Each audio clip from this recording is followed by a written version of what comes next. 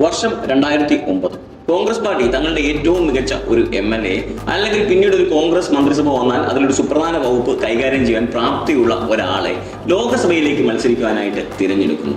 അങ്ങനെ അയാൾ ആലപ്പുഴയിൽ നിന്നും ലോക്സഭയിലേക്ക് മത്സരിക്കുന്നു. അയാൾ ജയിക്കുന്നു. പിന്നീട് അയാൾ തന്റെ MLA സ്ഥാനമൊക്കെ രാജിവെക്കുന്നു. അങ്ങനെ അയാൾ 2009 കേന്ദ്ര മന്ത്രിസഭയിലേക്ക് എത്തുന്നു, കേന്ദ്രമന്ത്രിയാകുന്നു.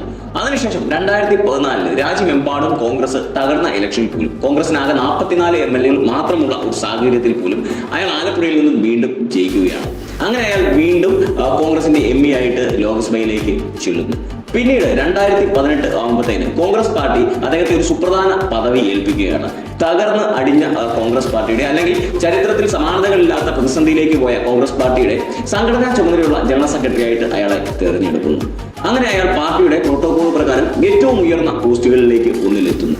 എന്നാൽ അയാൾ ആ പദവിയിൽ ഇരിപ്പ് ഉറപ്പിക്കുന്നതിന് മുമ്പുള്ള തെരഞ്ഞെടുപ്പ് തോൽവികൾക്ക് പോലും പിന്നീട് 2019 ലോക്സഭാ തെരഞ്ഞെടുപ്പ് തോൽവിക്ക് പോലും അയാൾ മാത്രം കുറ്റക്കാരനായിട്ട് ചിത്രീകരിക്കപ്പെടുന്നു. അയാൾ ക്രൂരമായി എന്നല്ല അതിക്രൂരമായി അയാൾ വേട്ടയാടപ്പെടുകയാണ് ഉണ്ടായത്. പിന്നീട് അയാൾ ഇതിനെയെല്ലാം അതിജീവിച്ചുകൊണ്ട് കോൺഗ്രസ് സംഘടനയെ കെട്ടിപ്പടുക്കുവാനായി തുടങ്ങുന്നു.